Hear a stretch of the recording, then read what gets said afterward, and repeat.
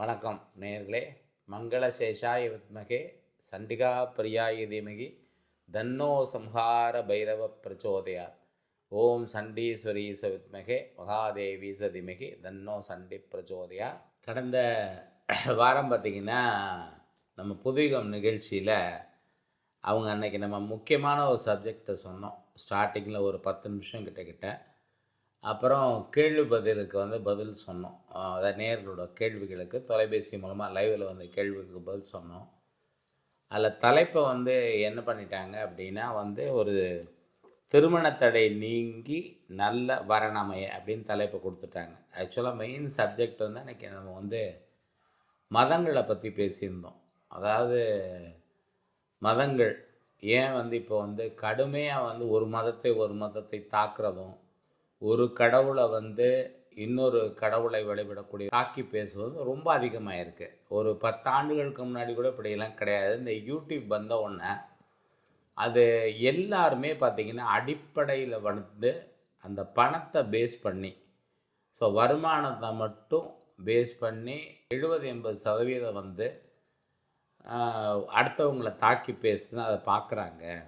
நான் சொன்னேன் போன வாட்டி நிகழ்ச்சியில் என்ன சொன்னேன்னா, என்னோட குருஜி ஒரு 25 ஆண்டுகளுக்கு முன்னாடி சொன்னார், எதிர்மறை கருத்துக்களும் எதிர்மறை எண்ணங்களும் மக்களால் அதிகமாக ஈர்க்கப்படும்னாங்க. இன்றைக்கி பார்த்திங்கன்னா ஒரு வாகன விபத்தை 10 பேர் கூடி நின்று வேடிக்கை பார்க்குறாங்க. நம்ம யூடியூப்பில் இப்போ இன்றைக்கி பேச வேண்டிய சப்ஜெக்ட் பார்த்திங்கன்னா ஜோதிடத்தை பற்றி தான். ஆனால் நான் பொதுவாக பேசிக்கிட்டு இருக்கேன். நான் ஏற்கனவே சொன்னேன், நிறைய பொதுவான கருத்துக்கள் நிறைய சொல்லிக்கிட்டு இருக்கோம். லாஸ்ட் டைம் கூட இதில் சொன்னேன். என்ன சொன்னேன், நம்ம ஜோதிடத்தை விட்டு விலகி வெளியில் போயிட்டீங்க சார் நிறைய பேர் சொல்கிறாங்க அப்படின்ட்டு. ஆனால் என்ன பண்ண முடியும், இப்போ உள்ள சூழ்நிலைக்கு பார்த்திங்கன்னா எல்லாமே நீங்கள் ஆழமாக யோசிச்சிங்கன்னா ஜோதிட சம்மந்தப்பட்ட கருத்துக்கள் அடங்கியிருக்கும்.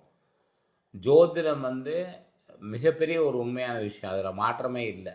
சொல்பவர்கள்ட்ட வேறுபாடு இருக்கலாம். ஜோதிடத்தில் 2 விஷயம் இருக்குது பார்த்திங்கன்னா.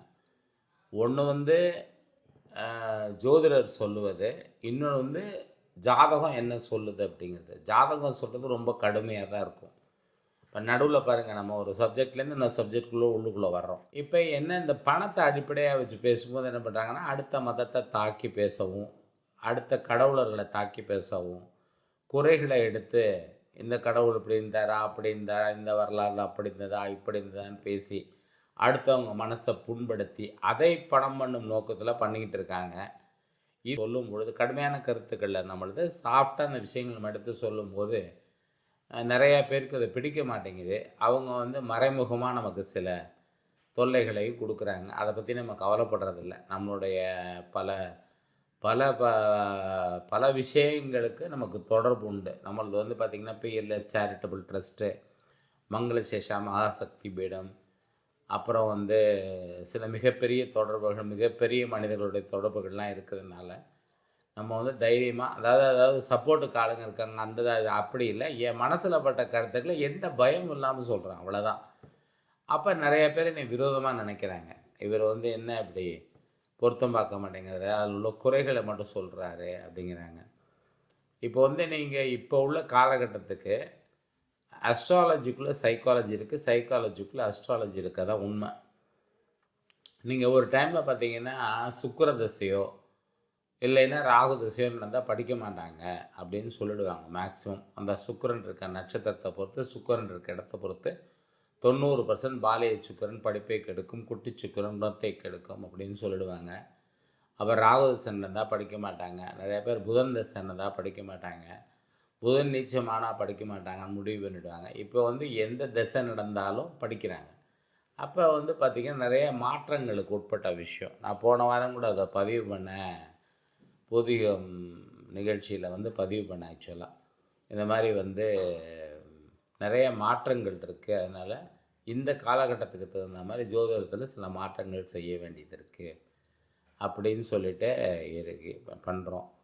இன்றைக்கி பார்த்திங்கன்னா எவ்வளோ அவேர்னஸ் இருந்தாலும் ஏமாற்றங்கிறது தவிர்க்க முடியாத ஒன்றா இருக்குது. எதில் இருக்குது, பொருளாதார ரீதியாகவே இருக்குது. பார்த்திங்கன்னா இன்றைக்கி பார்த்திங்கன்னா ஷேர் மார்க்கெட்டை பற்றி தவறான விஷயங்கள் 60-70%, மருத்துவத்தை பற்றி தவறான விஷயங்கள் 50-60%, ஜோதிடத்தை பற்றி ஒரு 70-80% தவறான கருத்துக்கள் யூடியூப்பில் பரப்பப்படுது. அதில் முக்கியமான பரிகாரங்கள் நம்ம 1999 ராஜ் டிவியில் சிறு சிறு குறிப்புகள்.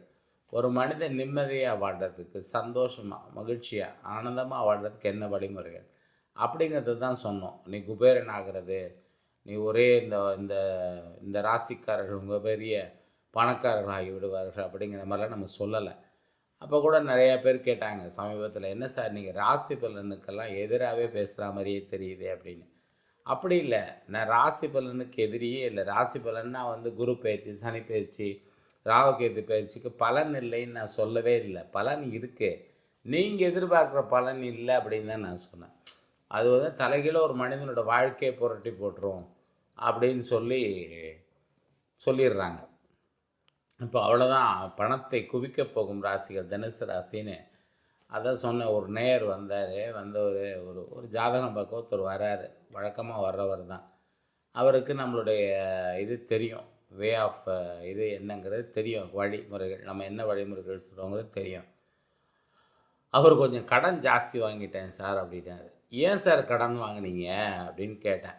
அதுக்கு அவர் சொன்ன பதில் என்ன சொன்னார்னா, தனுசு ராசிக்கு ரொம்ப நல்லா போட்டிருந்தாங்க, அதனால் தைரியமாக கடன் வாங்கிட்டேன் அப்படின்னாரு. சரி சார், எப்படி உங்களுக்கு திருப்பி அடைக்கிறதுக்கு என்ன வழிமுறை வச்சுருக்கீங்க அப்படின்னா அவர் சொல்ல தெரியல. ஒன் வே டிராஃபிக் மாதிரி தான் வச்சுக்கோங்களேன். ஒரு வழி சொல்லிட்டார், தனுசு ராசிக்கு பணம் வரும்னு சொல்லிட்டாங்க. எப்படி வரும்? லாட்டரி சீட்டே தமிழகத்தில் நிறுத்திட்டாங்க, வேணால் கேரளாவில் தான் போய் வாங்கணும், அந்த கண்டிஷனில் இருக்கும் இல்லையா? அப்படிங்கும்போது எப்படி பணம் வரும் சொல்லுங்கள்? உடனே குரு பயிற்சி, உங்களுக்கு ராகு நல்ல இடத்துல இருக்குது, குரு நல்ல இடத்துல இருக்குது, சுக்கிரன் 26 நாட்கள் இதில் இருக்குது, அப்புறம் கேது இங்கே இருக்குது. ஸோ தனுசு ராசி மிகப்பெரிய யோகத்தை அடைய போகுது. உங்களுடைய ஜனகால ஜாதக கட்டம் என்ன சொல்லுதோ அதான் பலன்.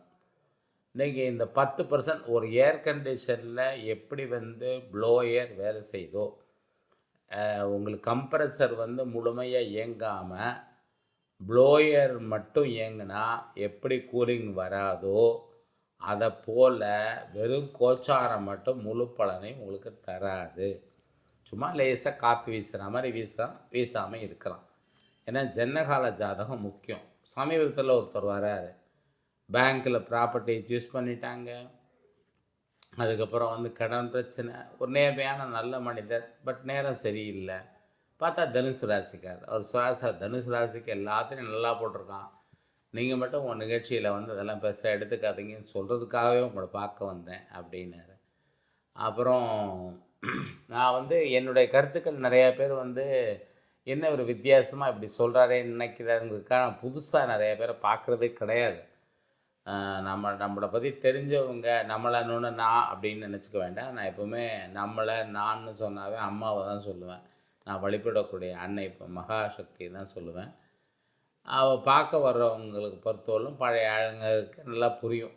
நம்ம என்ன சின்ன சின்ன பரிகாரங்களை சொல்லுவோம், ஒரு குறிப்பிட்ட நட்சத்திரத்தில் குறிப்பிட்ட வழிபாட்டு முறைகளை, நட்சத்திர பிரயோக பரிகாரங்கள், அதுக்கப்புறம் ஒரு குறிப்பிட்ட கிழமையில் குறிப்பிட்ட ஹோரையில் குறிப்பிட்ட வழிபாடுகள், இந்த மாதிரி சொல்லுவோம். அதிலே நிறையா பிரச்சனைகள் குறையும்.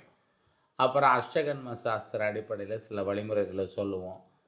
அப்புறம் தேவதா வசியங்களில் சில வழிமுறைகளை சொல்லுவோம். யக்ஷினி, குரளி, அதுக்கப்புறம் கிங்கினி, அதுக்கப்புறம் ஜின்னு, அதுக்கப்புறம் கர்ணயட்சினி, இந்த மாதிரி சில மந்திரங்கள், சில வித்தியாசமான மந்திரங்கள், கல்விக்காக எழுதி கொடுக்குறது, இந்த மாதிரி விஷயங்களை தான் சொல்லுவோம்.